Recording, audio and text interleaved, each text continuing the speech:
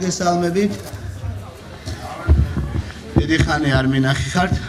ბოლოს რო გნახეთ იმხელა სკანდალური განცხადებები ვაკეთე აქედან. მერე დიდხანს მე და მთელი მთავრობა ვცდილობდით ამის გამოსწორებას. მაგრამ ბოლოს გამოვასწორეთ. იმიტომ რომ ის წინააღმდეგობები რაც იყო შრომის კოდექსთან დაკავშირებით, ჩემი აზრით სრულად დაბალანსდა და ის ჩემი ასე ვთქვათ განცხადებაც რომელიც აქ ჩაწერილი იქნა, რა თქმა უნდა, ბოლომდე იქნა მიყვანილი ეს პროცესი. დიდი ხანია აქ არ ყოფილ ვარ. ფაქტიურად მთელი საარჩევნო კამპანია არა მარტო ჯიპაში არ მქონდა შესაძლებლობა ყოფნის, არამედ თბილისში არ ვიყავი და იყო ძალიან საინტერესო და ესეთი ემოციურად ბევრის მომცემი ეს პროცესი. მაგრამ დღეს მე მინდა გესაუბროთ იმ თემებზე, რომელიც არის უმნიშვნელოვანესი ჩვენი საარჩევნო კამპანიის კონტექსტში იმ საგარეო პოლიტიკურ და გარკვეულწილად შიდა პოლიტიკაზეც გადმოდის საკითხებზე, რომელიც მნიშვნელოვანი ნაწილი არის საპრეზიდენტო ინსტიტუტის.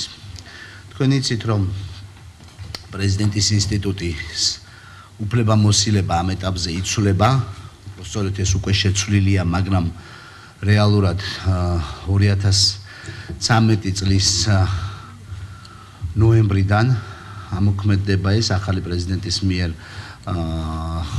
თავის სამსახურის დაწყების მომენტიდან ამოქმედდება ეს ცვლილებები.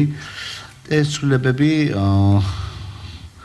ქმნის უკვე საბოლოოდ ამ ცვლილებების შედეგად ქართული სახელმწიფოებრივი სისტემა საპრეზიდენტოდან გადადის საპარლამენტო რესპუბლიკის ფორმატში. ბუნებრივია შესაბამისად იცვლება ის ვალდებულებებიც, რაც არის პრეზიდენტის წინაშე. მაგრამ ძალიან მნიშვნელოვანი როლი აქვს თვითონ პრეზიდენტის ინსტიტუტს. ეს მნიშვნელოვანი როლი გამოიხატება როგორც ქვეყნის შიგნით მიმდინარე პროცესების მასტაბილურებელი და დამაბალანსებელი ფიგურის თვალსაზრისით, ასევე გამოიხატება მნიშვნელოვანი როლი თვითონ ქვეყნის გარეთ სახელმწიფოს წარმოდგენისა და იმ კურსის გამტკიცების თვალსაზრისით, რომელიც აქვს აღებული საქართველოს. ამიტომ მე მინდა რომ ცოტა ესე დეტალურად გავყვე იმ ფუნქციებს, რაც პრეზიდენტს გააჩნია და იმას, რანაირად წარმომიდგენია მე ამ ფუნქციების შესრულება. პირველი ეს არის ეროვნული უსაფრთხოების უზრუნველყოფა. საქართველოს პრეზიდენტის ერთ-ერთი უმთავრესი ამოცანა სწორედ ეს არის, რომ უზრუნველყოფილი იქნას ეროვნული უსაფრთხოება. საქართველოს ეროვნული უსაფრთხოება ყოველი ჩვენი მოქალაქისა და მთლიანად საზოგადოების თავისუფლების დაცვის, ჩვენი ხალხის ინტერესებისა და მისწრაფებების რეალიზაციისათვის მაქსიმალურად ხელსაყრელი გარემოს შექმნას ისახავს მიზნად.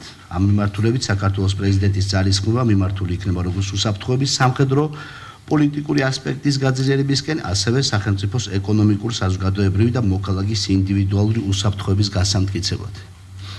მე არ მახსოვს კითხულობდით თუ არა თქვენთან ლექციებს თვითონ სახელმწიფოს ფუნქციების შესახებ, სახელმწიფოს მმართველობის ნაწილში, მაგრამ იქ თქვენ გახსოვთ, რომ სახელმწიფოს ერთ-ერთი მთავარი ფუნქცია არის, რომ იქნას დაცული თვითონ ქვეყანაც გარე შემტრისგან, ასევე იქნას დაცული ქვეყნის შიგნით მოქალაქეები იქნან დაცული იმ საქმიანობის განსახორციელებლად, იმ წესრიგის ფარგლებში სამოქმედოდ, რომელიც სწორედ რომლის გარანტიასაც რეალურად ქმნის სახელმწიფო.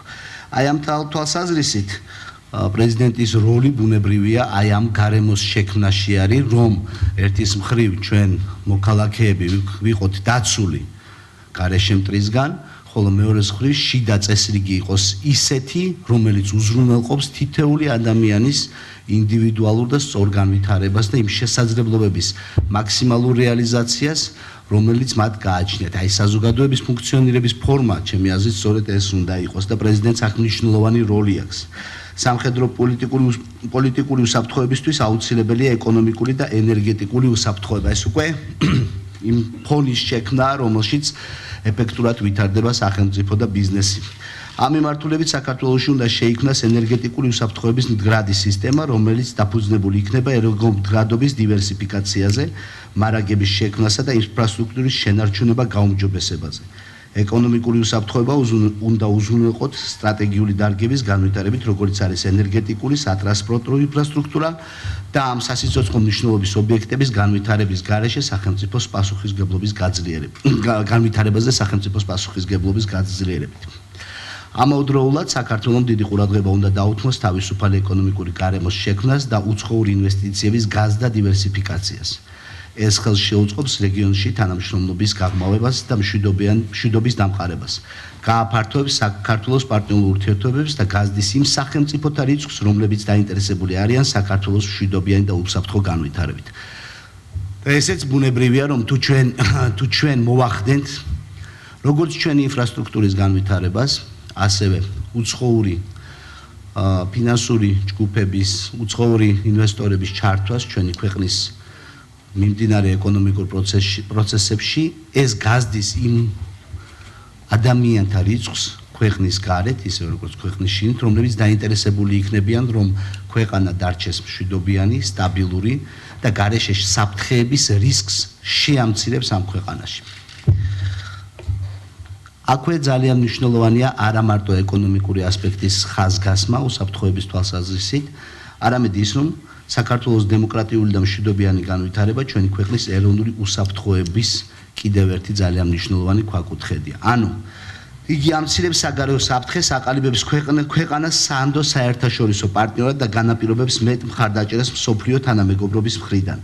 დემოკრატიული და მშვიდობიანი განვითარების მეშვეობით საქართველოს უნდა მოახდინოს არა მხოლოდ პოლიტიკური, არამედ ფართო საზოგადოებრივი მხარდაჭერის მობილიზება თავისუფალ სამყაროში. საქართველოს ეროვნული უსაფრთხოების უზრუნველყოფის გრძელვადიან გარანტიას თავისუფალი სამყაროს სრულფასოვანი წევრობა წარმოადგენს, რაც ევროკავშირსა და ნატოში გაერთიანებით და ინტეგრაციით მიიღწევა. ამ ძალისხმევის პარალელურად საქართველოს შეიარაღებული ძალები რჩება საქართველოს უსაფრთხოების უმთავრეს გარანტად. აქედან გამომდინარე შეიარაღებულ ძალებზე ზრუნვა მნიშვნელოვანესი ამოცანაა. აქ ბუნებრივია, რომ ერთის მხრივ ჩვენ ვლაპარაკობთ უსაფრთხოების თვალსაზრისით არა მხოლოდ შეიარაღებულ ძალებზე, მაგრამ ასევე ძალიან მნიშვნელოვნად შეიარაღებულ ძალებზე. შეიარაღებული ძალების გაძლიერება და გაღრმავება იმ უნარების, რაც ჩვენ შეიარაღებულ ძალებს გააჩნიათ, ბუნებრივია ჩვენი ხელა ქვეყნის მასშტაბით არ მიმდინარეობს რაოდენობრივი თვალსაზრისით, არამედ ორიენტირებულია იმ ხარისხობრივ ზდაზე, რომლის შესაძლებლობა ჩვენ გვაქვს. აი ხარისხობრივი ზდის ვექტორი ჩვენ შემთხვევაში ეს არის ნატოს პროცესებში ინტეგრაცია. აი ნატოს გააქტიურება საქართველოში, ის რომ ჩვენი სპეციალისტები მიდიან და განათლებას იღებენ, ის რომ ჩვენ მონაწილეობთ ნატოს მიერ განხორციელებულ ოპერაციებში, ის რომ ჩვენი თავსებადობის ნატოს სტანდარტებთან თავსებადობის პროცესი იზრდება და ღრმავდება, ეს რეალურად ნიშნავს იმას, რომ ხარისხობრივი ზდა ჩვენი სამხედრო ძალების აი ამ მიმართულებით არის უზრუნველყოფილი.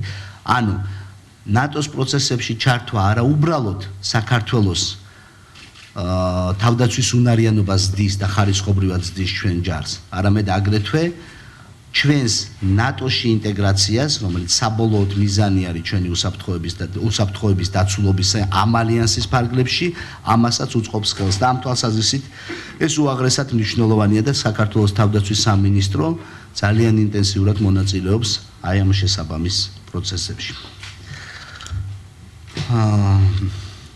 ბუნებრივია, აქ კიდევ ხაზგასასმელი არის ნატოს თვალსაზრისით ის, რომ ჩვენ თავიდანვე 2001 წლიდან ნაწილი ვიყავით იმ ოპერაციებისა, რასაც ახორციელდებოდა მსოფლიოს მასშტაბით ევროატლანტიკური ალიანსი და ამ მიმართულებით ჩვენ ინტენსიფიკაცია გავაკეთეთ კიდევ უფრო მეტად, გავზარდეთ ჩვენი კონტინგენტი ბოლო წლების განმავლობაში.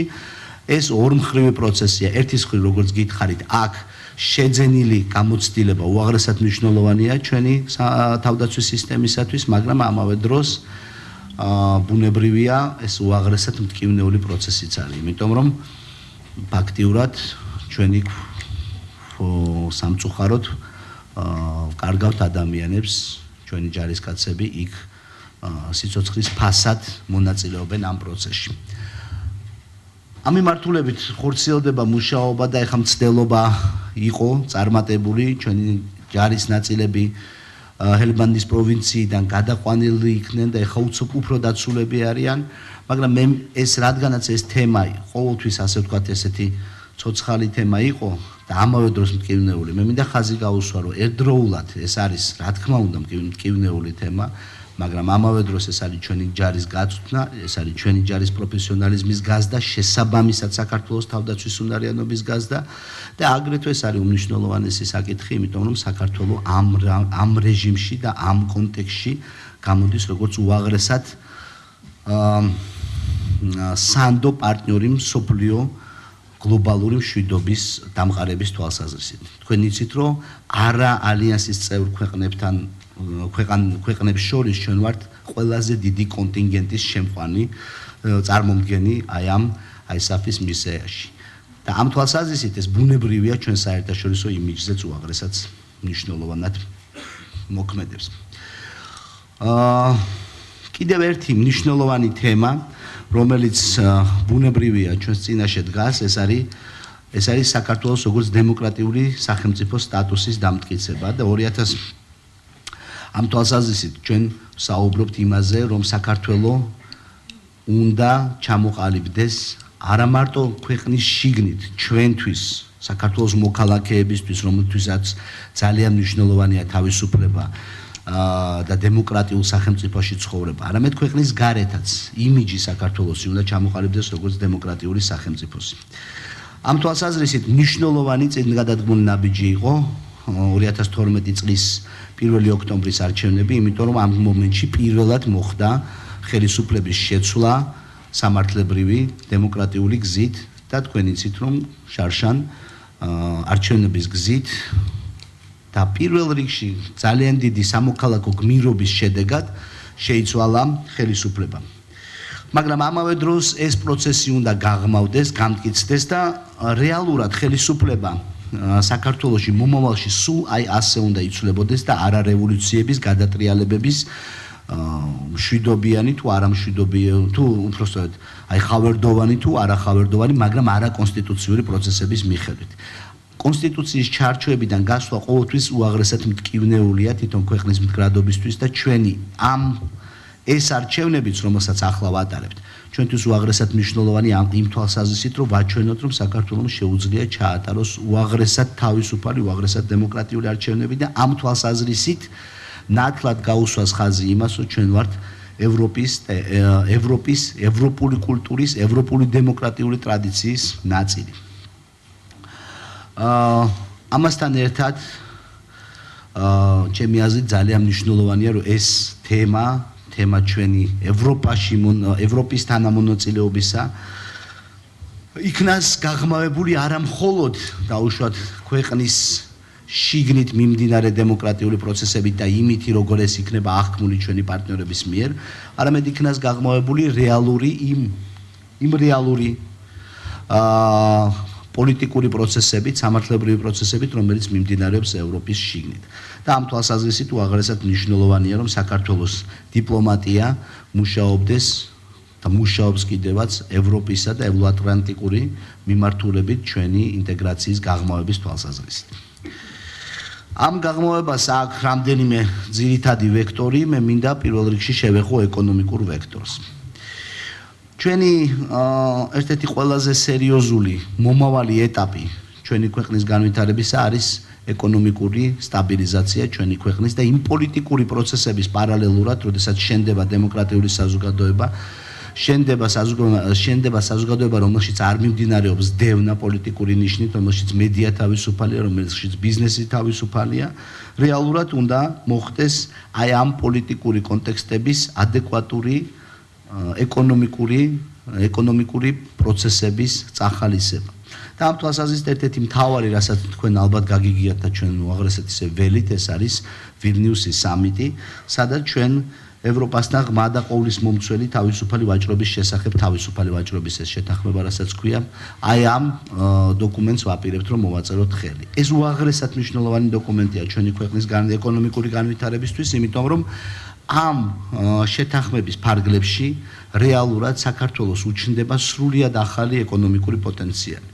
რას ნიშნავს ეს? ეს ნიშნავს იმას, რომ რეალურად საქართველოს, რომელიც არის ფაქტიურად ევროპასთან უშუალოდ დაკავშირებული, იმიტომ რომ შავი ზღვა რეალურად ევროპასთან პირდაპირ, ასე ვთქვათ,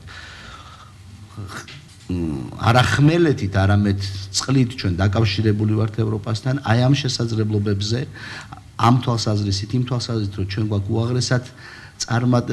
უაღრესად დიდი პოტენციალი სატრანსპორტო, როგორც აღმოსავლეთ დასავლეთის და პირიქით ტვირთების დაკავშირების, იმ თვალსაზრისით, რომ საქართველოში არის შედარებით ევროპაზე დაბალი მუშახელი, რაც ასევე ბიზნესის თვალსაზრისით დიდი პოტენციალის შემქმნელია, ძალიან კარგი სისტემა ბიზნესის გახსნისათვის და აგრეთვე საგადასახადო სისტემა. აი ეს ყველაფერი ქმნის იმ შესაძლებლობებს, რომ საქართველოში მოხდეს როგორც ევროპული კომპანიების, ასევე თუნდაც არაევროპული კომპანიების დაინტერესება იმით, რომ მოხდეს ინვესტირება ჩვენ ქვეყანაში და აქ წარმოებული პროდუქცია გავიდეს ევროპულ ბაზრებზე. ხოლო ევროპის ბაზარი არის ერთ-ერთი ყველაზე დიდი ბაზარი და ერთ-ერთი ყველაზე მსყიდველუნარიანი ბაზარი. აი ამ თვალსაზრისით რეალურად ჩვენი ქვეყნის ძალისხმევა იმისთვის, რომ გააძლიეროს ევროინტეგრაციის პროცესები სწორედ ეკონომიკური ვექტორის მიმართულებით, უაღრესად მნიშვნელოვანია და ამ პროცესებს ჩვენ ამიტომაც ასე ველით ვილნიუსის სამიტს და ბუნებრივია თქვენ წარმოგიდგენიათ, რომ ამ პროცესების გაღრმავების პარალელურად უფრო რეალური ხდება საქართველოს დაცულობა, უფრო რეალური ხდება ის, რაზეც მანამდე ვსაუბრობდი, უფრო რეალური ხდება იმ ინფრასტრუქტურის განვითარება, სატრანსპორტო, აგრეთვე სხვა მიმართულებით ინფრასტრუქტურის განვითარება, რომელიც უზრუნველყოფს ჩვენი მოქალაქეების კეთილდღეობას.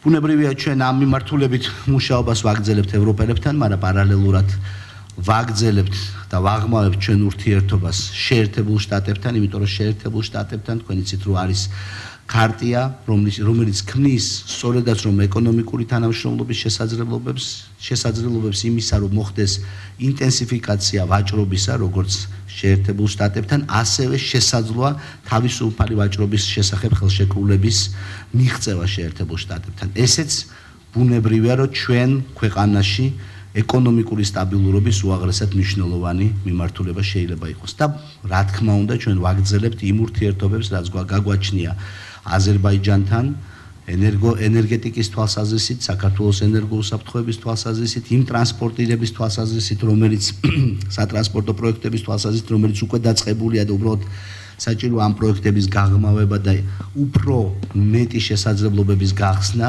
ამ მიმართულებით. იგივე მიმდინარეობს სომხეთთან და რა თქმა უნდა კიდევ უფრო საინტერესო არის ჩვენი ვაჭრობის და სატრანსპორტო შესაძლებლობები არა მხოლოდ ასე პირდაპირ მეზობლებთან, არამედ მთლიანად კასპიის ზღვის, კასპიის ბასეინის ქვეყნებთან, რაც თუ ჩვენ შევძლებთ და მივახცევთ ერთიან სატარიფო სისტემას ამ ქვეყნებთან, ძალიან აამაღლებს ჩვენი ქვეყნის გავლით მნიშვნელოვანი ტვირთების გატარებას, ბუნებრივია ეს აისახება კიდევაც ჩვენს ეკონომიკაზე.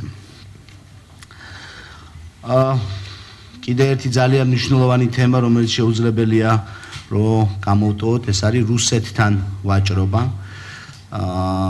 ძალიან მძიმე თემა არის საერთოდ ნებისმიერი საკითხი, რაც ეხება რუსეთის ფედერაციასთან ურთიერთობას, მაგრამ ამ თვალსაზრისით ჩვენ ხელისუფლებას აქვს სერიოზული წარმატება. თქვენ იცით, რომ როდესაც ქართული ოცნება მოვიდა ხელისუფლებაში, ჩვენ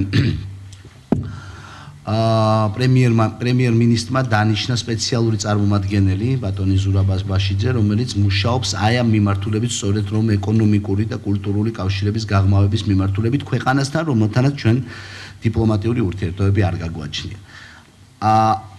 ამავე დროს და ჩვენ ამ მისიის ფარგლებში მოვახერხეთ რეალურად მნიშვნელოვანი გარღვევის მიღება, იმიტომ რომ დაიწყო ეს იყო გაზაფხულზე თუ არ ვცდები დაიწყო მინერალური წყლები, ღვინო, ერთ-ერთი მთავარი საექსპორტო პოტენციალი ჩვენი ქვეყნისა და რუსეთისთვის შეჩვეული, ასე ვთქვათ, პროდუქტი და რუსეთის ბაზარში შეჩვეული პროდუქტები ამის გატანა და გაგრძელდა ის სულ ბოლო დროს, ბოლო მომენტში ჩვენ მივიღეთ უაღრესად საინტერესო ახალი მიმართულებები, ეს არის რეალურად სოფლის მეურნეობის პროდუქციის გატანა.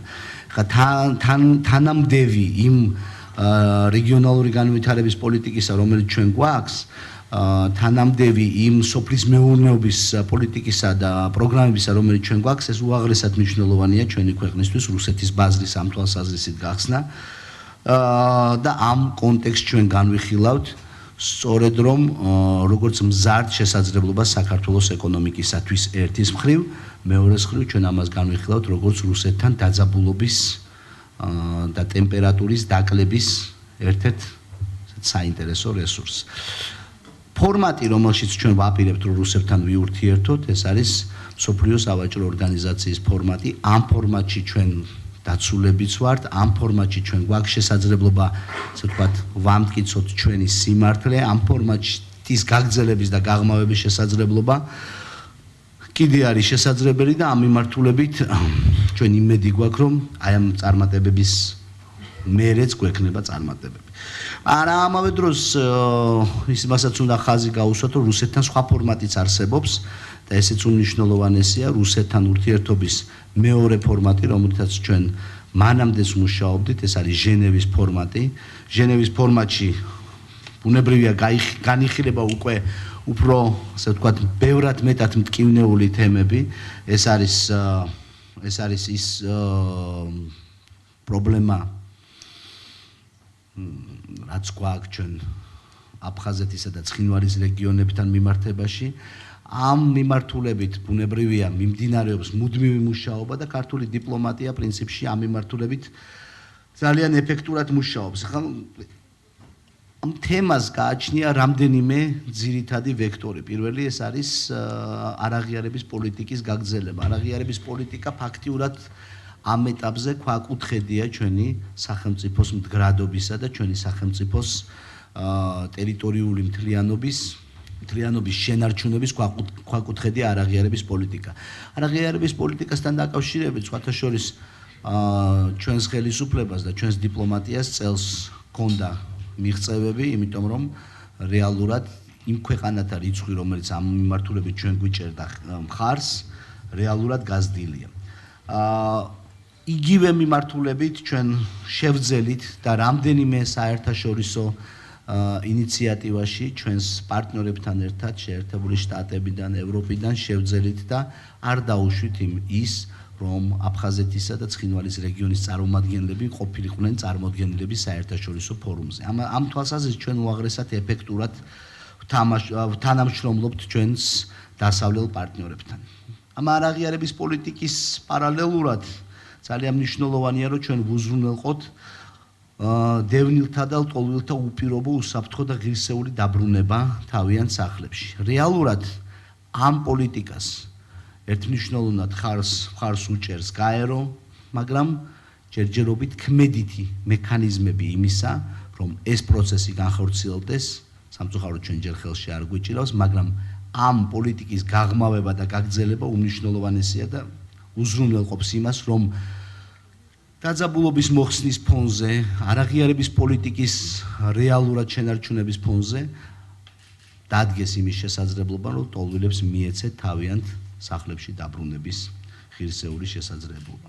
ამავე დროს, მაშინ როდესაც ჩვენ არაღიარების პოლიტიკის კონტექსტში ვახერხებთ, რომ ის კვაზი სახელმწიფოებრივი წარმონაქმნები, რომლებიც ჩვენს ტერიტორიაზე წარმოიქმნა, ვახერხებთ, რომ მათ არ მიეცეთ შესაძლებლობა რაიმე საერთაშორისო კონტექსტში ლეგიტიმაციისა, ჩვენ არ გამოურიცხავთ იმას, რომ გქონდეს ძალიან ახლო ურთიერთობები ჩვენ აფხაზ და ოს თანამოქალაქეებთან და ამ მიმართულებით ვცდილობთ რომ მოხდეს ინტენსიფიკაცია ამ ურთიერთობების და აღდგეს ჩვენ შორის ნდობა, იმიტომ რომ მომავალი სახელმწიფო და მომავალი საქართველო ჩვენ უნდა ვაშენოთ. მაგრამ საინტერესო არის აქ ის, რომ ჩვენ არა უბრალოდ რაღაცა არხებს ვააქტიურებთ ამ მიმართულებით. ჩვენი მთავრობის პოლიტიკა მდგომარეობს იმაში, რომ შევძლოთ და შევქმნათ და ავაშენოთ ისეთი სახელმწიფო საქართველოში,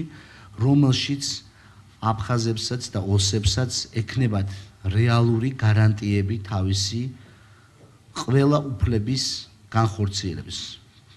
გულისხმობ იმას, რომ ისინი ამ ქვეყანაში განხორციელდებიან როგორც მოქალაქეები, ასევე თავისი ეთნიკური იდენტობის განხორციელების ყველა შესაძლებლობა ექნებათ. ეს უაღრესად მნიშვნელოვანია, იმიტომ რომ თუ არ არის მაგალითი იმისა, რომ რა ტიპის ქვეყანა არის, ძალიან ძნელია ამ შემთხვევაში ადამიანის იძულება ან მოტივირება იმისათვის, რომ გახდეს მოქალაქე რაღაცის, რაც თავისთავად არ არის მოსაწონარი. ამიტომ ჩვენ ვამბობთ, რომ წინა წლების პოლიტიკა გარკვეულწილად იყო უშედეგო, იმიტომ რომ ამ საქართველოში, რომელიც იყო მანამდე, თვითონ ქართველებს არ უხაროდათ ხშირ შემთხვევაში ცხოვრება.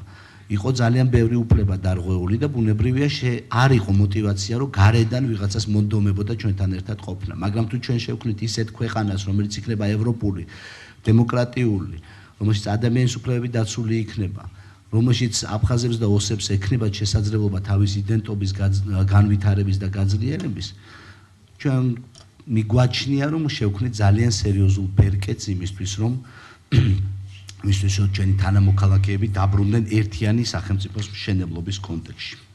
მე ვფიქრობ, რომ საკითხები, რომლებიც სხვა არის, რაც შესაძლოა გამომჩა ჩემ პრეზენტაციაში, კითხვებით შევავსოთ და ეხლა გადავიდეთ უფრო ისეთ კითხვა-პასუხის რეჟიმზე თუ გნებავთ. მოგესალმებით, გიორგი თაქთაქიშვილი, საჯარო მმართველობის სამაგისტრო პროგრამის პირველი კურსის სტუდენტი. პირველ რიგში დიდ მადლობას გადაგიხდით მობრძანებისთვის. ხელში რომ გადაგიხდით მობრძანებისთვის, თითქმის ყველა თემას შეეხეთ და ერთ თემას შევეხებით, რომელიც ძალიან მნიშვნელოვანია, ვფიქრობ, ჩვენი ქვეყნის ხვალინდელი დღისთვის. ძალიან ბევრი საუბრობს იმასთან დაკავშირებით, რომ სამოქალაქო საზოგადოებაში არის სერიოზული პრობლემები და იმისათვის, რომ ქვეყანა შედგეს, სამოქალაქო საზოგადოება ერთხელ და სამუდამოდ უნდა ჩამოყალიბდეს ქვეყანაში. ძალიან გვაინტერესებს ჩვენ ყველას თქვენი ხედვა კონკრეტულად სამოქალაქო საზოგადოების განვითარებასთან დაკავშირებით. ეხლა ძალიან რთულია ესე კონკრეტულად რამის თქმა, მაგრამ თქვენი როგორც მომავალი პრეზიდენტი, ხო, თუ თქვენ პრეზიდენტი გახდებით, რაც გააკეთებთ ამ კუთხით, ან რა პროექტებს ხედავთ იმისათვის, რომ სამოქალაქო საზოგადოებაში რაღაც გაიღვიძოს.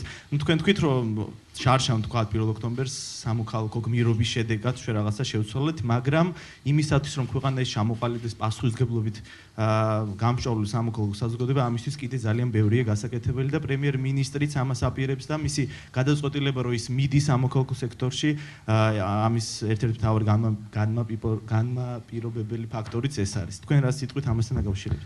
მადლობთ, მე ცოტა ფეხზე ავდგები, იმიტომ რომ ამ აუდიტორიაში უფრო შეჩეული ვარ ხოლმე ფეხზე დგომას. ძალიან საინტერესო კითხვა. ერთის მხრივ პრეზიდენტის როლი არის, რომ უზრუნველყოს გარემო, რომელშიც ჩამოყალიბდება სამოქალაქო საზოგადოება. ანუ ის უფლებები, რაც არის განსაზღვრული კონსტიტუციით, ეს არის უფლებები, ასე ვთქვათ, ის ძირითადი უფლებები, რაც გააჩნიათ მოქალაქეებს, ერთის მხრივ ეს იყოს დაცული, მეორეს მხრივ იყოს გარანტირებული ისეთი უმნიშვნელოვანესი სტრუქტურების ფუნქციონირება, როგორც არის დამოუკიდებელი მედია, როგორც არის არასამთავრობო ორგანიზაციების ფუნქციონირება. ეს იყოს უზრუნველყოფილი, მაგრამ ეს ასე ვთქვათ, ერთი უფრო პასიური ფუნქცია რაღაცის უზრუნველყოფის. მეორე, ჩემი აზრით, ძალიან მნიშვნელოვანი არის ის, რომ ჩვენ ვიყოთ უაღრესად გულწრფელ დიალოგში ჩვენი ქვეყნის რეალურ მიზნებთან და ჩვენი ქვეყნის მშენებლობასთან დაკავშირებით. მე ვფიქრობ, რომ პრემიერის გადასვლა სამოქალაქო საზოგადოებაში გამოიწვევს ძალიან საინტერესო, ასე ვთქვათ, ძალიან საინტერესო დინამიკას საზოგადოებრივი დისკუსიისა. თქვენ ნახეთ, რა საინტერესო იყო დისკუსია ექსპერტებთან, თქვენ ნახეთ, რა საინტერესო იყო დისკუსია ჟურნალისტებთან. და ნახეთ რა სრულიად ახალი და პოზიტიური ემოცია დაიძრა საზოგადოებაში. ჩვენ დავიწყეთ რაღაცეებზე კითხვების დასმა და მიუხედავად იმისა, რომ პირველი რეაქცია იყო, რომ როგორ შეიძლება დავუშვათ დასვა კითხვა მედიის შესახებ, ან როგორ შეიძლება დასვა კითხვა ექსპერტის შესახებ, ან როგორ შეიძლება საერთოდ დასვა კითხვა რაღაცაზე. პირველი ტალღა იყო, რომ აბსოლუტური აღშფოთება, რომ როგორ გაბედა პრემიერმა და საერთოდ კითხვები დასვა. ამ ტალღას მერე მოყვა უკვე სხვა შინაურსობრივი დისკუსია, წავიდა თვითონ საზოგადოების გახსნილი ჩართული დებატები, არა ჭორაობა რომელიმე პოლიტიკოსზე ან იმას როგორ რაღაცა პრობლემა შეუქმნა ან რაღაც ესეთი. არა, შინაარსობრივ საკითხებზე რა უნდა იყოს მედია, რა უნდა იყოს ექსპერტიზა, რას უნდა ემყარებოდეს, რა მონაცემი არის სანდო, რა მონაცემ შეიძლება გადამოწმება, გამდიდრდა ჩვენი საზოგადოებრივი ყოფა, გამდიდრდა დისკუსია. ასე რომ, ერთი ჩემი აზრით არის უშუალო ფორმალური ფუნქცია, რომ დაიცვა ინსტიტუტები და არ მოახდინო მათზე ზეგავლენა, დაიცვა ისინი სხვა, ასე ვთქვათ, გვერდითი ზეგავლენისგან, ეს ერთი. მეორე არის იყო ამ დისკუსიის გულწრფელი მონაწილე და ჩაერთო ამ დისკუსიაში მართლა რაღაცა საკუთარი საზოგადოების მიერ საკუთარი იდენტობის დადგენის და საკუთარი თავის ძიების პროცესში. ძალიან საინტერესო პროცესი იქნება კიდევ ერთი, რომელიც მაგას შეუწყობს ხელს. აქამდე პოლიტიკოსი იყო ადამიანი, რომელიც იყო ჩართული ყველა სფეროში. ანუ პოლიტიკოსი იყო ლეგიტიმურად არქიტექტორიც, მომღერალიც, კინორეჟისორიც, ბიზნესმენიც და ყველა, იმიტომ რომ უზურპირებული იყო მთელი სფეროები პოლიტიკოსების მიერ. ეხლა ნახეთ, იქმნება ახალი რეალობა, როდესაც ყველაზე ძლიერი პოლიტიკოსი მიდის პოლიტიკიდან, ხდება ჩვეულებრივი მოქალაქე. შესაბამისად, ასე ვთქვათ, ყველაზე მაღალი სტატუსი ამ საზოგადოებაში პოლიტიკოს აღარ ექნება. და მიმართულებები, ასე ვთქვათ, კარიერული, სოციალური წარმატების მიმართულებები გადანაწილდება. ჩვენ ვცხოვრობდით საზოგადოებაში, სადაც ყველაზე წარმატებული იყო რატომღაც პოლიტიკოსი, რომელმაც საბოლოო ჯამში არაფერი არ იცის, არც მეცნიერი არ არის, არც სპორტსმენი არ არის, მაგრამ ქონდა ამ ყველა სფეროს უზურპაცია. ეხლა, როდესაც ეს დანაწილდება და ცალ-ცალკე, ასე ვთქვათ, მიმართულებები შეიქმნება, აი ამ ეტაპზე ჩემი აზრით ძალიან საინტერესო პროცესებს მივიღებთ და რეალურად ჩამოყალიბდება იმის საწყისი, რასაც ქვია სამოქალაქო საზოგადოება.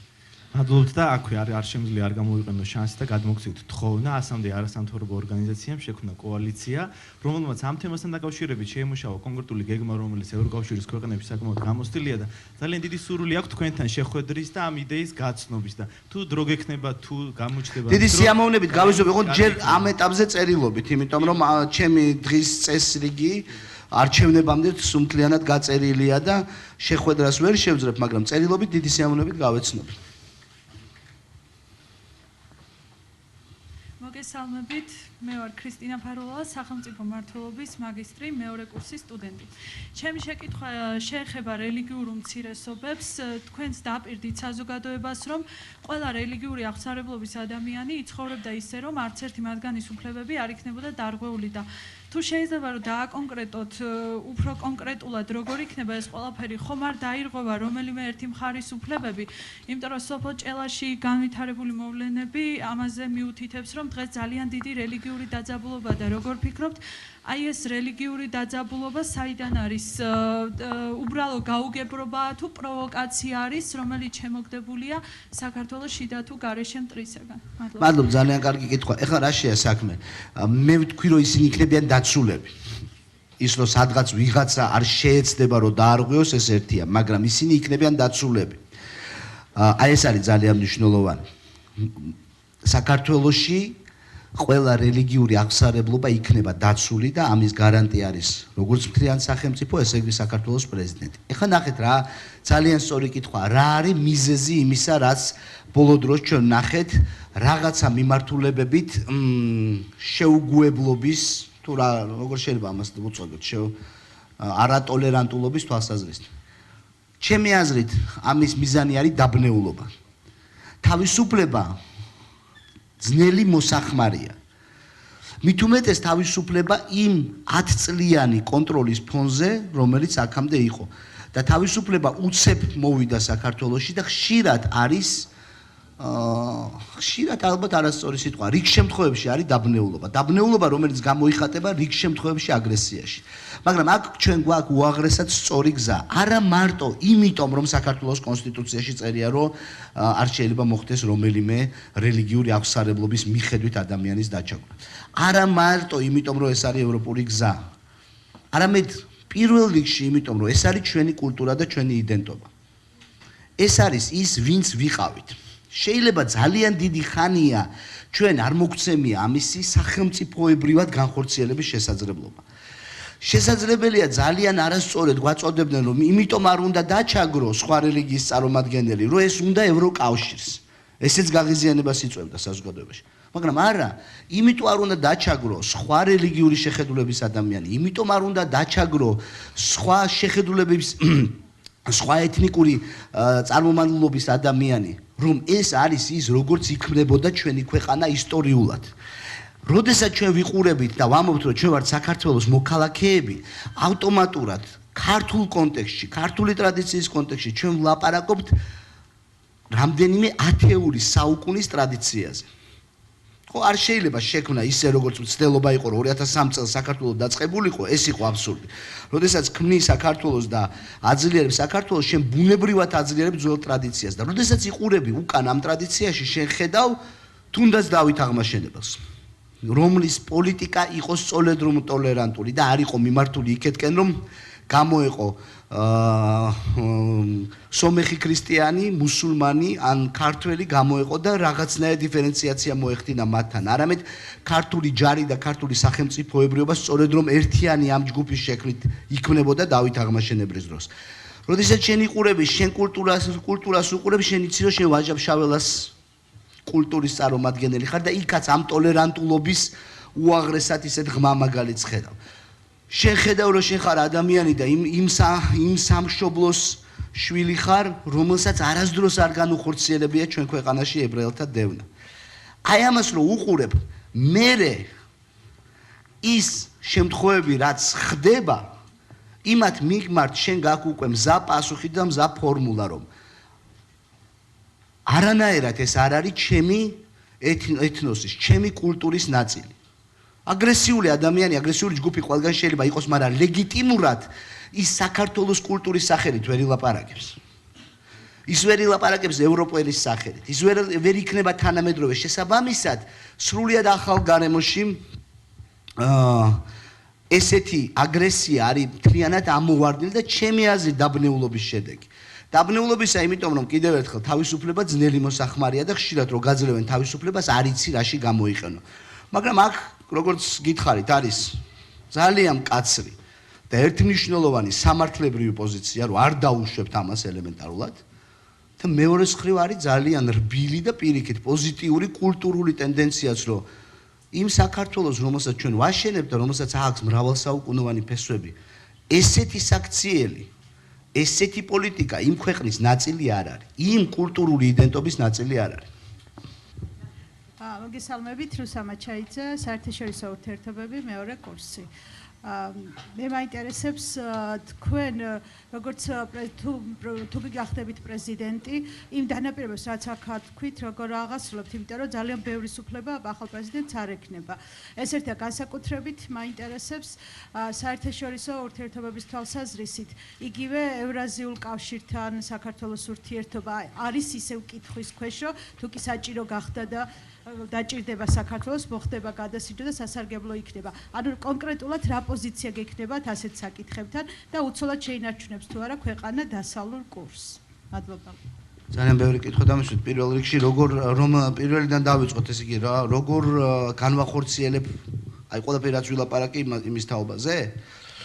ხო, საქართველოს პრეზიდენტს გააჩნია შესაძლებლობა.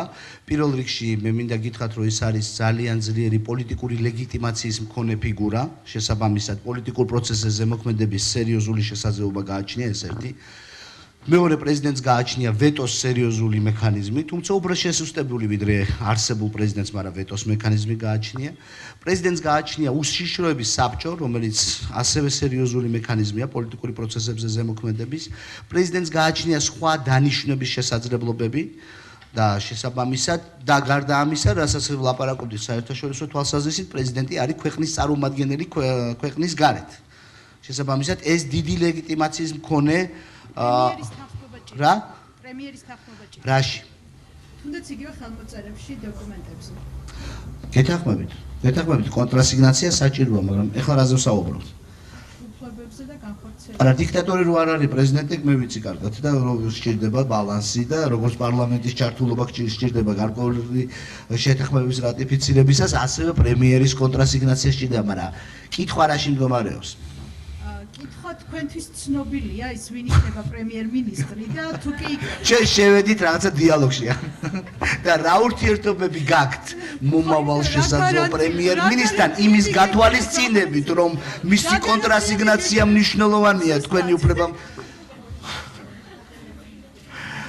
ხო აქ უკვე დაუშვეგეთ შეცდომები მაგ აუდიტორიაში ასე რომ თქვილად ვაუბრობ არა მოდით გიპასუხეთ მე თქვენ იმ უფლებების შესახებ რომელიც პრეზიდენტს გააჩნია ეს ერთი ახლა მეორე კითხვა ევრაზიული კავშირის შესახებ ევრაზიული კავშირი პირველ რიგში ეს არის ევრაზიული საბაჟო კავშირი ხო ეს არის საბაჟო კავშირი რომელიც ჩვენ შევაფასეთ რამდენიმე თვალსაზრისით პირველი ეს არის ის პოტენციალი რაც ეკონომიკურად შეიძლება აქედან მქონდეს იმის გათვალისწინებით რომ ჩვენ გვაქვს ძალიან წარმატებული სავაჭრო ურთიერთობა ყაზახეთთან და ჩვენ ვფიქრობთ სატარიფო პოლიტიკის იმაზე რა ქვია სატარიფო პოლიტიკის ერთიანი სატარიფო პოლიტიკის შესახებ ყაზახეთთან იმის გათვალისწინებით რომ ჩვენ გვაქვს დავიწყეთ მზარდი საბაზრო ურთიერთობა მსოფლიო სავაჭრო ორგანიზაციის ფარგლებში რუსეთთან აი ამის გათვალისწინებით რეალურად ევრაზიული საბაჟო კავშირის სერიოზული ეკონომიკური პოტენციალის შემცველი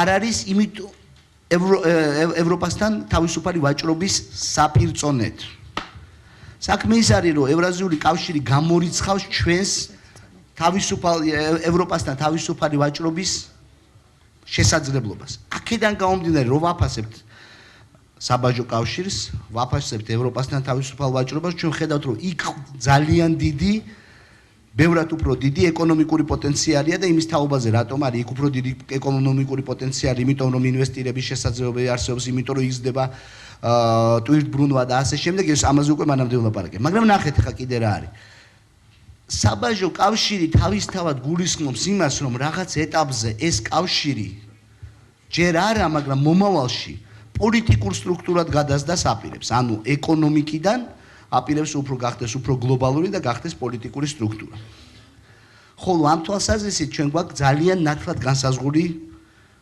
ვექტორი ევროპული და ევროატლანტიკური და უკვე პოლიტიკურ სტრუქტურაში გაერთიანება თავისთავად კიდევ უფრო არასაინტერესოა აქედან გამომდინარე ეს საბაჟო კავშირი ჩვენთვის საინტერესო არ არის არც ეკონომიკურად, იმიტომ რომ იმას გამორიცხავს. ამის გარდა მე მინდა გითხრათ, რომ თვითონ ევრაზიული კავშირის საბაჟო კავშირის მონაწილე ქვეყნებთან ვაჭრობის გაღრმავება არის ჩვენი ინტერესი. ისე არ გამოგვივიდეს, რომ თითქოს ის არ გვაინტერესებს, არა, არის ჩვენი ინტერესი.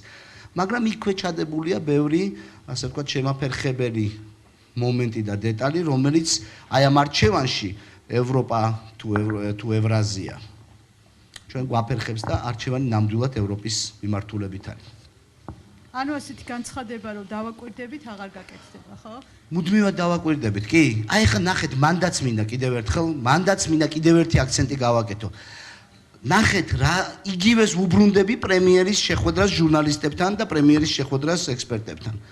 დავაკვირდებით, შევაფასებთ, კი, აი ეგეთ განცხადებებს გავაკეთებთ სულ. დავაკვირდებით, შევაფასებთ, ავწონით, ანალიზს გავაკეთებთ. ეს ის უფლება არის. ანუ ფიქრის უფლება არავის არ წაურთმევია, არც პოლიტიკოსისთვის, არც სახელმწიფო მოხელისთვის და ასე შემდეგ. დავაკვირდებით, შევაფასებთ, ავწონით და ისე მივიღებთ გადაწყვეტილებებს. რა. ვიცი რომ არ მოგწოთ, ვიცი რომ იცით რა შესაძლოა მე? აი კიდევ ამ დიალოგის კონტექსტში 10 წლის განმავლობაში გვიღეჭავდნენ, გვიპაკეტებდნენ და გვაძლევდნენ იდეოლოგიას, პასუხებს და ყველაფერს. გესმით რა შესაძლოა? და ის მოგწონს. ის განცხადებები. დავაკვირდებით, ანუ გავაანალიზებთ. აი ამაზე არის დისკუსია 3 კვირის თუ 4 კვირის განმავლობაში. მაშინ როდესაც წინა ხელისუფლების წარმომადგენლები ამბობდნენ რომ რუსეთის ადგილას არის ოკეანეო. აი ესეთ გეოგრაფიულ სიახლეს ამბობდნენ. ამას არავინ არ იმაშებოდა, არ აკრიტიკებდა, როგორ ოკეანე ხალხო, მე გადავსულ ვარ იქ, ხმელეთია, ხეები იზრდება, გარდა მაგისა ნავთობია, გარდა მაგის გაზია, გარდა მაგისა ხეთხეა, ალმასია, არა. ოკეანეა კი ბატონო, მისაღებია. იმიტომ რომ ესე ვთქვათ, მოზომილი, მოჭრილი მზა პასუხი იყო. სადაც ლაპარაკია რომ დავაკვირდებით, სადაც ლაპარაკია რომ უფრო მეტი კითხვა დავსვათ, ეს მიუღებელია საზოგადოებისთვის. ეს არასწორია. ჩვენ აი მუდმივად გავაკვირდებით, გავაანალიზებთ და ჩვენი რიტორიკაში ეს სიტყვები კიდევ უფრო ინტენსიური იქნება. გამარჯობა, ბაკალავრის მესამე კურსის სტუდენტი იყო ხელსურიანი. მინდა გითხრათ სოჭის ოლიმპიადასთან დაკავშირებით. ერთის მხრივ ეს შეიძლება პატრიოტულ საქმეში ჩაითვალოს, რადგან ოლიმპიადა რუსეთში ტარდება ჩვენს ისტორიულ ტერიტორიაზე, თუმცა მეორეს მხრივ ეს გამოიწვევს სავალ სანქციას ქართული სპორტისთვის ოლიმპიური კომიტეტიდან. ისედაც სავალო მდგომარეობაში მყოფი ზამთრის სახელობისთვის ეს არ ამგონია განვითარების მხრივ სახალხო იყოს. გასათვალისწინებელია ისიც, რომ რეალურად შედეგს ერენე გედევანიშვილის გარდა არავისგან არ ვერით. მაინტერესებს თქვენი პოზიცია ამასთან დაკავშირებით. ძალიან რთული საკითხია და ძალიან ერთდროულად მტკივნეულიც. ახლა მე ნახეთ, გარდა იმისა, რომ დაუშვათ სპორტის განვითარებისათვის ოლიმპიადის ბოიკოტირება არ არის კარგი, მაგრამ უფრო ღრმა მიზეზები არსებობს, რატომაც ჩვენ თქვით თანხმობა განვაცხადეთ მონაწილეობაზე და ჯერჯერობით ამ პოზიციაზე ვრჩებით. პირველი, ოლიმპიური პროცესი თავისთავად არის უმნიშვნელოვანესი ჰუმანური პროცესი კაცობრიობის მასშტაბით. ეს არის ის პროცესი, რომლის კონტექსტშიც საზოგადოებები, ერები, ქვეყნები ერთმანეთთან ურთიერთობენ დიდი პოზიტივის, ანუ სპორტის და ამ სპორტული ზეიმის კონტექსტში. ეს ძალიან მნიშვნელოვანია. აქედან გამოკლება მნიშვნელოვანი საკაცობრიო ფორუმზე უარის თქმას ნიშნავს. თვითონ ოლიმპიური სულისკვეთებაც აქედან მოდის თავის დროზე საბერძნეთიდან. ამიტომ იქ უარის თქმა ბოიკოტირება უნდა იყოს უაღრესად, თუ აკეთებ და აპირებ ამას, უნდა იყოს უაღრესად ძლიერი და არგუმენტირებული. რა თქმა უნდა, ჩვენ ძალიან ბევრი არგუმენტი გაგვაჩნია რუსეთთან რაიმე ასეთი ტიპის განცხადებისთვის, მაგრამ ეს საქმე ისაა, რომ ეს არ არის უბრალოდ განცხადება რუსეთის ფედერაციის მიმართ, როდესაც ლაპარაკია ოლიმპიადაზე, ეს არის განცხადება მთელი კაცობრიობის მიმართ. ეს ერთი. მეორე, ოლიმპიურ პროცესში ჩვენ, რა თქმა უნდა, ბევრი არასასიამოვნო დეტალი დავინახეთ. იმიტომ რომ ჩვენ გვჩება შთაბეჭდილება, რომ არის მცდელობა ოლიმპიური სულისკვეთებიდან გადახვევის და გარკვეული პოლიტიზაციისა პროცესის. ასეთი შთაბეჭდილება ამ ეტაპზე გვჩება. თუმცა ილუზია, რომ რუსეთის სახელმწიფოს მიმართ არც მანამდე გქონდა და ეხლა ძალიან რეალისტურად უყურებთ რუსეთის ფედერაციას. და ვართ მოწოდებული, რომ ის დაძაბულობა, რომელიც რუსებთან გვაქვს, აი ამ დაძაბულობის ტემპერატურა დავწიოთ. რა თქმა უნდა, აქ გასათვალისწინებელი არის ყველა დეტალი, მათ შორის როგორც სპორტსმენების, ისევე საზოგადოების შეხედულება. მაგრამ ერთადერთი რამე, რასაც ჩვენ ნელ-ნელა ასე მეთოდურად ვნერგავთ, არის ის, რომ ჩვენ არ ვიღებთ ისტერიულ ეპატაჟურ გადაწყვეტილებებს, ნელ-ნელა მშვიდად მივალთ იმ მომენტამდე, როდესაც გავითვალისწინებთ ყველა შეხედულებას და ბოლოს და ბოლოს აი ამ პროცესის შედეგად მივალთ იმ გადაწყვეტილებამდე, რომელიც შესაძლებელი არ იყოს საუკეთესო, მაგრამ იქნება რეალისტური და იქნება იმ ვითარებიდან გამომდინარე, რომელიც წაადგება ჩვენ სამშობლოს და არა რომელიმე პოლიტიკურ ძალას ან კარგად ჩაჯდება რომელიმე მოხდენილ პოლიტიკურ განცხადებაში. აი ეს არის პასუხი. მოგესალმებით, ნინო გაგუა, ჯიპასი ჟურნალისტიკის სკოლა, მეორე კურსის მაგისტრი. მაქვს ესეთ შეკითხვა, ანუ აღნიშნეთ, რომ ეკლესიური უმცირესობების უფლებებს დაიცავთ და აქტიურად თანამშრომლობთ არასამთავრობო ორგანიზაციებთან. ანუ ნიშნავს თუ არა ეს, რომ გადაიხედება სახელმწიფოსა და ეკლესიას შორის დადებული კონკორდატი. კონკორდატი არ არის, კონკორდატი იდება ხოლმე ვატიკანთან. ეს არის საკონსტიტუციო შეთანხმება, რატო უნდა გადაიხედოს? ანუ იმიდან გამომდინარე, ანუ გავიხსენებ აი 17 მაისის მოვლენებს, ანუ ხედავთ ფიქრობ თუ საკონსტიტუციო შეთანხმებაში ეგეთი რამე ეწერა, რა 17 მაისს? არის განსაზღვრული, ანუ პრივილეგირებული არის უფრო მეტად მას. არა, 17 მაისს იმასთან შედარებით, ანუ მოგენი ორი არა, 17 მაისს თუ ჩვენ ვლაპარაკობთ მონაწილე მხარეზე, თქვენ არას მე მგონი პირველი მომენტი თქვენ არასწორად აყალიბებთ 17 მაისის მონაწილე კონფესიათა ადრესატს. ეს არ იყო, ასე ვთქვათ, მხოლოდ მართლმადიდებლური მრევლი. აქ იყო წარმოდგენილი სხვა კონფესიების წარმომადგენლებიც იყვნენ ჩემი ინფორმაციით, არა მარტო მართლმადიდებლები. ეგერთი, მეორე, საკონსტიტუციო შეთანხმებაში მსგავსი რამე, რასაც თქვენ ბრძანებთ, რაც 17 მაისს მოხდა, იმისი ლეგიტიმაცია რომ რამენაირი ყოფილიყო, ხო ჩვენ ვერც განვახორციელებდით იმ ქმედებებს, რაც შემდეგ განვახორციელებთ. საკონსტიტუციო შეთანხმება ასეთ რამეს ეკლესიასთან, საკონსტიტუციო შეთანხმება მართლმადიდებელ ეკლესიასთან ასეთ რამეს არ იძლევა იმის უფლებას, რომ მოხდეს რომელიმე საქართველოს მოქალაქის გამოხატვის თავისუფლების შეზღუდვა. ესეთი რამე საერთოდ არ არის იმ საკონსტიტუციო შეთანხმებაში, მეტიც სადაც მე განვაცხადე რომ დავიცავ ყველა შეხედულებების წარმომადგენელს, ასევე ეთნიკური ჯგუფების წარმომადგენელს, ასევე რელიგიური ჯგუფების წარმომადგენელს, იქვე განვაცხადე რომ მე დავიცავ ამ საკონსტიტუციო შეთანხმებას მათ შორის. აქ არასწორი, ანუ კითხვა არ არის სწორი რა, ის იმასთან არანაირ კავშირში არ არის. ასე რომ მაინტერესებს უფრო დამიზუსტეთ კითხვა. ანუ კონკორდატი ეს არის ეკლესიას და სახელმწიფოს შორის შეთანხმება, ხო? ანუ კონკორდატი არის ვატიკანთან შეთანხმება, კონკორდატი არ შეიძლება იყოს შეთანხმება მართლმადიდებლურ ეკლესიასთან, ვატიკანთანაა მარტო. გასაგებია, ანუ უარყოფთ, რომ პრივილეგიები აქვს მართლმადიდებლურ ეკლესიას? სხვა უმცირესობა, ანუ ეკლესიურ უმცირესობას. როგორ გიკადრებთ, როგორ უარყოფ, როდესაც შეთანხმება საკონსტიტუციო არის მხოლოდ მართლმადიდებლურ ეკლესიასთან, მეტიც ერთი წამი.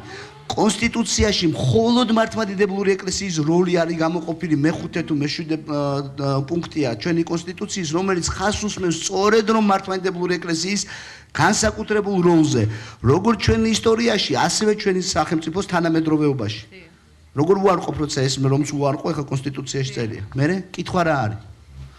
კარგით და ანუ ხედავთ თუ არა პრობლემას, ანუ აი ამ 17 მაისის მოვლენების შემდეგ დაინახეთ თუ არა ძალიან დიდი პრობლემა, რომელსაც თქვენ შეძლებთ რომ გადაჭრათ. ანუ რა თქმა უნდა, ამის თაობაზე ვსაუბრობდი ზუსტად წინა შეკითხვა, უბრალოდ წინის წინა შეკითხვაზე, რომ რა თქმა უნდა, ძალიან სერიოზული არის, როდესაც შენ საზოგადოების ერთ ჯგუფს უნდა რომ ფიზიკური შეურაცხყოფა და გაუსწორდეს საზოგადოების მეორე ჯგუფს. მათი გამოხატვის თავისუფლებიდან გამომდინარე, ეს სერიოზული პრობლემაა, მაგრამ წინა შეკითხვაში მე უპასუხე კიდევაც რომ წინა პირობა ამის მოგვარების ძალიან დიდი პოტენციალი არსებობს ჩვენ კულტურაში და ჩვენ ტრადიციაში და ჩვენ წარსულში და მაგის გარდა რეალურად რო შევხედოთ თვითონ არსებულ საეკლესიო ლიდერებშიც. იმიტომ რომ ჩვენი პატრიარქი არის ადამიანი, რომელიც უაღრესად ფაქიზად საუბრობს იმის თაობაზე, რას ნიშნავს შემწყნარებლობა. მისი ქადაგებებისთვის თუ მოგისმენიათ, აი საგანგებოდ ყვება ხოლმე თავისი ოჯახის, თავისი მშობლების შესახებ, როგორ მთელი კულტი იყო ამ უაღრესად ქრისტიანულ მართლმადიდებლურ ოჯახში მუსულმანი სტუმრების მიღების და მათთვის სწორედ რომ ლოცვის პირობების შექმნის. ასე რომ ამის წინაპირობა როგორც ჩვენ ისტორიულ წარსულში გვაქვს, ასევე დღევანდელ სასულიერო ლიდერებშიც და ეროვნულ ლიდერებშიც გვაქვს იმის წინაპირობა, რომ ძალადობა არ იყოს, ასე ვთქვათ, მონათლული პატრიოტიზმად ამ ქვეყანაში, ან თუნდაც არ იქნოს მონათლული მართლმადიდებლობად. ჩემი აზრით ის ადამიანები, ვინცაც უნარი გააჩნია, რომ რამდენიმე გვერდი მაინც წაიკითხოს დაუშვათ სახარებიდან. აი რამდენიმე გვერდის წაკითხვის უნარი თუ ვინმეს გააჩნია, შეუძლია გადაფურცოს ნებისმიერი ადგილი სახარებაში. და მიხვდება, რომ კავშირი მართლმადიდებლობასა და ძალადობას შორის ბუნებაში არ არსებობს. კიდე ზევიდან რამდენიმე გვერდის წაკითხვა თუ შეუძლია და ამდენის უნარი გააჩნია, გადაშალოს ნებისმიერი ჩვენი კლასიკოსი და მიხვდება, რომ კავშირი ქართველობასა და შეუწყნარებლობას შორის აი იმას რაც ჩვენ წარმოვადგენთ არ არსებობს. ასე რომ ჩვენ გაგვაჩნია ძალიან კარგი წინაპირობა ამ რაღაცა ჩემი აზრით ცოტა დაბნეული აგრესიის სიმშვიდეში გადასაყვანით. და კიდევ ერთხელ არა იმიტომ რომ ევროკავშირი ამას გთხოვს. არამედ იმიტომ რომ ასეთია ჩვენი იდენტობა. მოგესალმებით ბატონო გიორგი, მე ვარ ელლა მიქელაძე, საჯარო მმართველობის მაგისტრატურის მეორე კურსის სტუდენტი. პირველ რიგში მინდა წარმატებები გისურვოთ და იმედი ყველაფერი იქნება როგორც წინდა. ჩემი შეკითხვა შეეხება საქართველოსთვის ცოტა აქტუალურ თემას. როგორც ვიცით, უმუშევრობა ჩვენს ქვეყანაში ყოველთვის ძალიან დიდ პრობლემას წარმოადგენდა და ამის გადასაწყოდად ბატონი ბიძინა ივანიშვილი ამბობდა, რომ შექმნა ძალიან ბევრ საწარმოას, გაიხსნებოდა და ამუშავდებოდა. სამწუხაროდ ეს პროცესი საკმაოდ შეყონდა და თქვენ როგორ ფიქრობთ და როგორ აპირებთ აი ამ პრობლემის გადაჭრას და სამუშაო ადგილების შექმნას? ბიძინა მოიწვის ხოლმე ჩაგეკითხებით. საკმაოდ შეყონდა რას ნიშნავს? ანუ აი საკმაოდ აი შეყონდა იქნებოდა ერთი წელი გავიდა.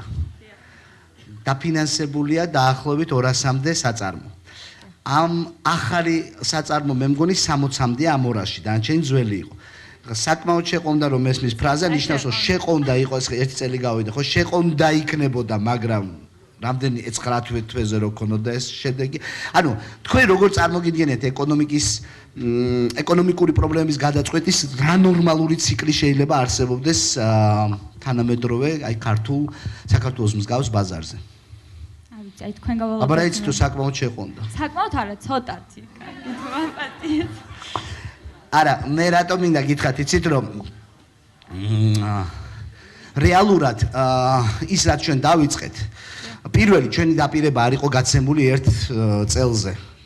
როდესაც მოვდიოდით ხელისუფლებაში და როდესაც 2012 წელს 12 წლის განმავლობაში საარჩევნო კამპანიაში გავცემდით დაპირებებს, ნორმალურია, რომ ნებისმიერი დემოკრატიული პოლიტიკური ძალა, რომელიც გასცემს დაპირებას და ამბობს, რომ მაგათად მე გავსდիր სამუშაო ადგილებს, ამ დაპირებას 4 წლიან კონტექსტში იძლევა. ანუ იმ ციკლის კონტექსტში, როდესაც ის იქნება ხელისუფლებაში. ეს ერთი. მეორე, ეს იდეოლოგია, რომ ჩვენ არ ვახორციელებთ დანაპირების, ასე ვთქვათ, შესრულებას, დაიწყო 25 ოქტომბერს 2012 წლის, როდესაც ჩვენ ვიყავით პარლამენტში და ამტკიცებდნენ ჩვენ მთავრობას. როდესაც დაამტკიცეს ჩვენი მთავრობა, იქ რომელიღაცა უნიჭიერესმა უმცირესობის დეპუტატმა თქვა, რომ აი ხო დაგამტკიცეთო უკეო და რაღაც 10 წუთია და სადერიო ეს ისაო სოფლის მეურნეობის პროგრამაო, რატო არ არისო დახნულიო ეს ისაო რა ქვია სოფელიო. ეს არის იდეოლოგიური და სწორი სხვათა შორის ნაციონალური მოძრაობა ამ მიმართულებით ასე ვთქვათ სწორი ტაქტიკას იყენებს, იმიტომ რომ სწორია რომ მუდმივად შეახსენო, მაგრამ ბუნებრივია ხა როდესაც პასუხობ მეც შესაბამისად თავს ვიმართლებ ფაქტებით, ხო? ჩვენ არ გვითქვავს რომ ეს იქნება გაკეთებული პირველივე წელს. პირველი, ჩვენ მოვახდინეთ ბიუჯეტის სოციალური ორიენტაცია, ეს ერთი და უმძიმესი ეკონომიკური და ჯანდაცვის და განათლების პრობლემების გადაწყვეტა იყო ჩვენი მიზანი ხელისუფლების პირველ წელიწადს. მეორე, სოფლის მეურნეობის მიმართულებით 710,000 ოჯახს მიეცა დახმარება, როგორც ვაუჩერების სახით, ასევე სოფლის მეურნეობის პროგრამის სახით. ძალიან წარმატებულად ჩატარდა რთველი კახეთში. წარმატებული იქნება მანდარინის ჩაბარება, წარმატებული იქნება თხილის ჩაბარება. ამას მეგეუნებით ესეც ეკონომიკის ნაწილია. რა თქმა უნდა, ეს არ არის ყოვლის მომცველი ეკონომიკა, მაგრამ ეს არის ის პროექტები, რომელსაც ჩვენ ვაკეთებთ. 200-მდე საწარმო დაფინანსდა. თქვენ შეგიძლიათ შეხვიდეთ სოფლის მეურნეობის ვებგვერდზე და ნახოთ იმ საწარმოთა ჩამონათვალი. 200-მდე დღეს ვკითხულობთ სწორედ ამ მონაცემს. მათ შორის თუ არ ვცდები 60 ახალია.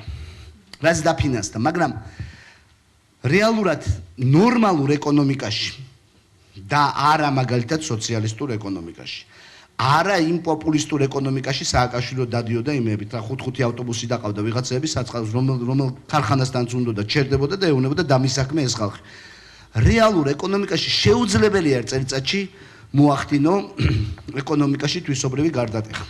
იმიტომ რომ უნდა აიღო კრედიტი ან მოახდინო ინვესტიცია, შემოიტანო პროდუქტი, შემოიტანო და დანადგარები და ამას ყოფილს დრო სჭირდება.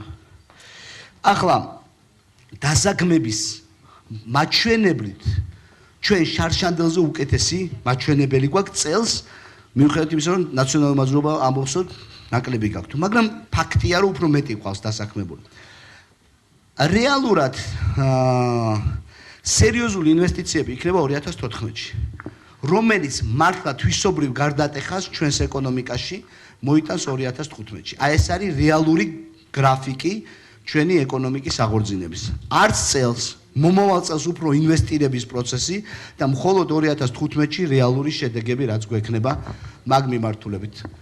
ჩვენი ხელისუფლება 2012 წელს მოვიდა 2016-მდე.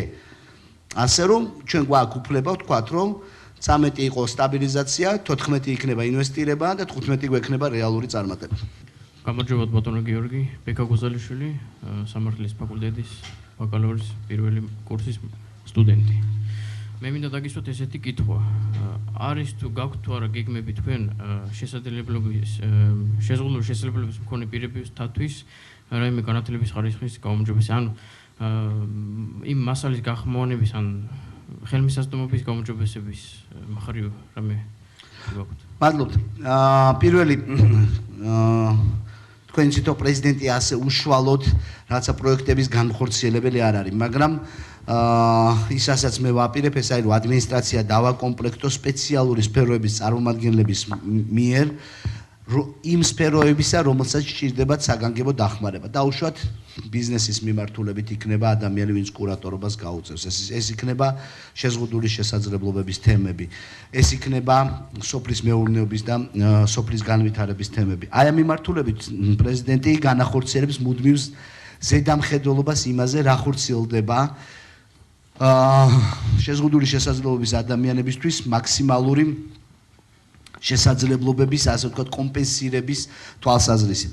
როდესაც განათლების მინისტრი ვიყავი, იქ რამდენიმე საინტერესო ინიციატივა იყო დაწყებული, სხვა შორის პოლონელებთან თანამშრომლობით ამ მიმართულებით. საინტერესო იყო ისიც, რომ ჩვენ დავიწყეთ მუშაობა თვითონ გამოცდების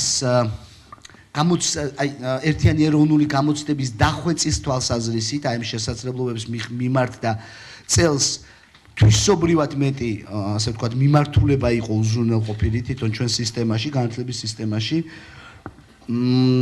კიდე ერთი მნიშვნელოვანი ნაბიჯი არის იმაში, რომ ჩვენ ვაღმავებთ იმ ვალდებულებებს, რომელიც სახელმწიფოს ამ მიმართულებით გააჩნია და შემიძლია გითხრათ, რომ არა მარტო განათლების მიმართულებით, არამედ პრინციპში ყველა სხვა მიმართულებითაც საგანგებო ყურადღებას მივაქცევ ამ მიმართულებას. ნახევრად ხუმრობით პრინციპში ითქვა, რომ ანუ საკონსტიტუციო ცვლილებების შედეგად პრეზიდენტს ასე თქვათ უმცირდება უფლებები, თუ ასე იქნება, მე მაინტერესებს ხომ არ დაბრუნდებით ჯიპაში. მე მაგ ვალდებულება იმ პოლიტიკური გუნდის წინაშე, რომელსაც წარმოვადგენ, რომ 5 წელიწადი ეს არის როგორც ლექტორი კი შეიძლება. ეს არის ის ვალდებულება, რომელიც მე უნდა ასე ვთქვათ შევასრულო. მიზანი ჩემი მდგომარეობს იმაში, რომ არ იყოს აი ამ ტიპის არჩევნები მომავალში, ანუ არჩევნები ახლა კი ძალიან კარგად მიმდინარეობს, მაგრამ არჩევანი მომავალში 5 წლის მერე იყოს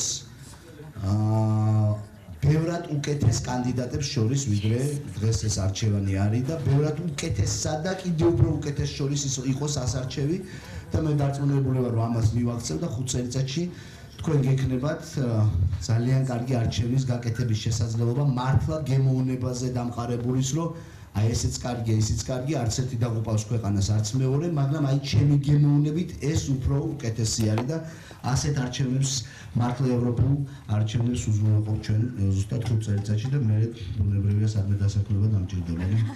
იმედია მოვესწრებით ამ ლექციას 5 წლის შემდეგ, რა თქმა უნდა. 5 წელიწად ვაპირებ გაგაჩერებას, ესე იგი რამეს მოვიფიქრებ, ბატონო გიორგი. კი, ბატონო,